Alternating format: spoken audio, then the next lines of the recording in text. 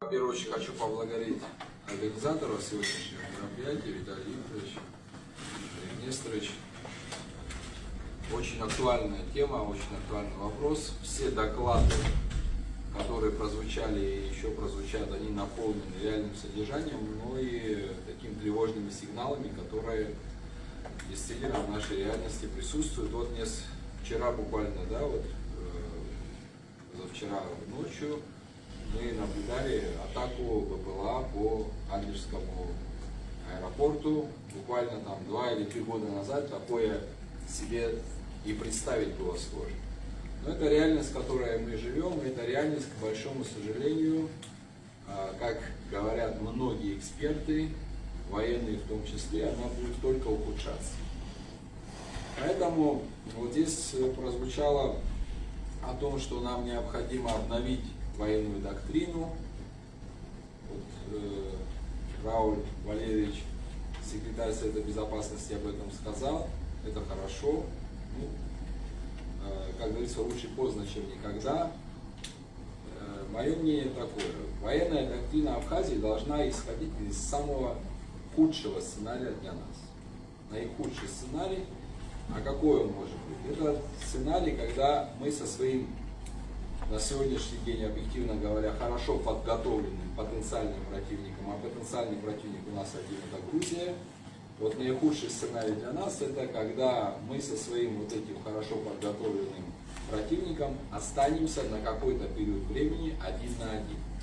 Вот это наихудший сценарий. И в этой ситуации наш противник захочет, как было уже выше сказано, применить военную силу для того, чтобы решить свои вопросы.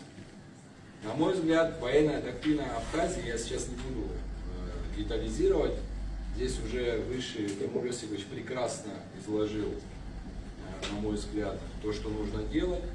Военная доктрина Абхазии должна сводиться к простому принципу.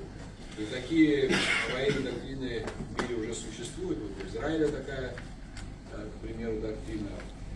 Этот принцип звучит следующим образом. Противник, который решит военным путем решить в Абхазии свои вопросы, должен понести такие потери, которые несопоставимо выше потенциальных приобретений противника. Вот тогда уже в генштабе противника будут хорошо думать о том, что стоит нападать или не стоит. Естественно, мы долгую, кропотливую войну ни экономически, ни физически вести не в состоянии. Это тоже надо учить. На территории противника военных действий, за исключением каких-то вот таких превентивных ударов, о которых говорил Тимур Йосипович, мы вести не можем и не собираемся. То есть речь идет об обороне, используя наш рельеф. В современных условиях, мы видим, руководство Грузии проявляет определенный прагматизм. Не буду за кавычки уже выходить, мы все понимаем, какой подтекст. Но, тем не менее, есть и горячие головы, которые говорят о том, что нужно открывать второй фронт, нападать на Абхазию. Мы не можем уповать лишь на то, что будет благоразумие в умах и сердцах руководства Грузии. Мы должны, естественно, надеяться на самих себя в первую очередь, тем более, что наш главный союзник, Российская Федерация, находится сегодня в состоянии войны практически со всем миром. И мы в этих условиях, как союзник, я считаю, что должны быть не слабыми, а наоборот сильными. В этом и заключается союзнические отношения. Если говорить уже о технических вещах, современная война, она не похожа на ту войну, которую героически преодолел наш народ. Здесь все наши старшие, все ветераны, вы присутствуете. Мы видим высочайшую эффективность беспилотных летательных аппаратов, и не только летательных, и плавающих. Мы видим высокую эффективность малых мобильных групп. Вот на примере Курской успешной операции Курск. Малые мобильные группы принесли колоссальный результат. У нас народ очень талантливый.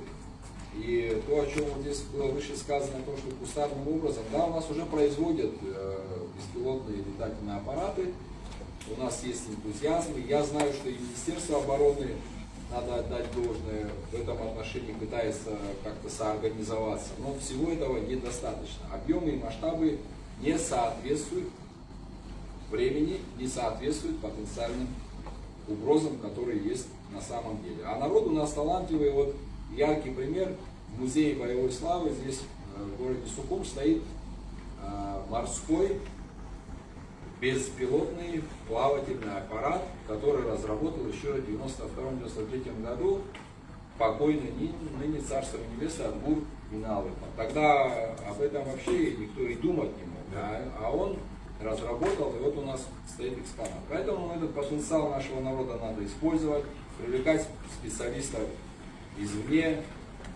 Не могу не сказать о том, что и Министерству обороны, мне кажется, необходимо произвести структурные изменения. Время поменялось, и нужны современные подходы, и люди должны быть современные, которые знакомы не понаслышке с современной войной. И вот все эти современные технологии необходимо внедрять в Абхазию. А что касается, вот здесь в заключении скажу о том, что да, Рауль Валерьевич об этом сказал, и Тимур Иосифович об этом сказал. Мы же, вот, как бы это грубо ни звучало, очень беспечно себя ведем. Вот вчера, позавчера была атака. Вот, не дай бог случится атака на город Сухум. Кто знает, где укрывать мирное население, план эвакуации, где бомбоубежище. У нас вообще есть система оповещения централизованная. Кто-нибудь объяснил людям при атаке беспилотных летательных аппаратов, как надо себя вести, где прятаться? Вот мы видели даже вот на кадрах, люди там быстро сориентировались и так далее. Но если люди будут подготовлены, то мы будем минимизировать, к сожалению, жертвы, которые будут, мы их минимизируем. А каждая жизнь для нас наивысшая ценность.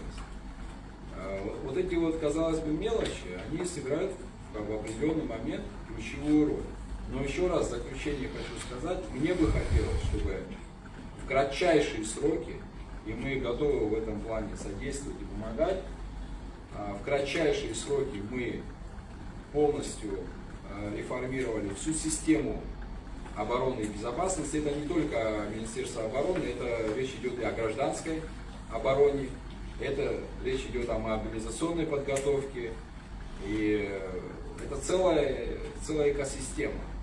Мы должны довести свое состояние до такого уровня, чтобы потенциальный противник даже не думал о том, чтобы на нас напасть. Все, это наша главная цель. А реализация этой цели, Рауль Валерьевич, мы все готовы днем и ночью помогать. Все, что мы можем сделать, мы по любому первому вашему зову, мы все рядом станем, любые наши возможности будут в вашем доступе. Спасибо за внимание. В свете последних событий в Адлере, что вот это нас коснулось и так далее, но почему-то не вспоминаем соглашение о союзничестве и партнерстве с Россией. И главное, базовое соглашение 2008 года. Там во второй статье прямо написано, что в случае агрессии в отношении одной из сторон, вторая сторона включается в процесс, в том числе и в качестве военной помощи. Поэтому наш союзник находится в состоянии войны. Акты агрессии в отношении него проводятся регулярно. На территории нашего союзника происходят боевые действия. Вот Курская область, например. Для нас война уже началась давным-давно. И не хотел сейчас уходить в критику, но такое ощущение, что мы кого-то чего-то ждем. Вот то, чего мы ждем, оно уже происходит 3,5, почти 4 года. И благо, еще раз поблагодарю Рауль Валерьевича о том, что какие-то пошли, да, телодвижения в этом направлении. И слава Богу, лучше поздно, чем никогда. Но все это уже происходит. Мы находимся в этом режиме уже 4 года. Вот это просто я бы хотел донести до каждого. Это не граждан наших касается, это касается тех ответственных людей, которые за это направление у нас в стране отвечают. Я с их стороны Да и не только я, мы не видим никаких адекватных ситуаций, действий вообще. Понимаете? То есть нет никаких действий. И вы все прекрасно об этом знаете. Вот здесь вы сидите, ну, в основном есть и представители старшего поколения. Я вот недавно был на одном мероприятии, присутствовали мои ровесники и младшие. Мы на эту тему заговорили, вот в Гудауте. И задал вопрос. Опять же, мы никого не ругаем. Простые вопросы. Вот началась война, вот мы здесь сидим сейчас с вами общаемся. Война началась. Кто к какому подразделению из вас относится? Где точка сбора? Где оружие? Где план А, план Б? Ни один человек не ответил на это. А это люди, которые, вот, кстати, будут защищать Абхазию. Ну, а по поводу бюджета, что хочу сказать. Вы совершенно правы, у нас же ограничены возможности. И да, мы должны рационально их использовать. Но вот эти вещи, о которых я сейчас сказал, они же не требуют бюджета. Организовать просто нужно. Мозги нужны. Просто все это систематизировать. Неужели это больших денег стоит?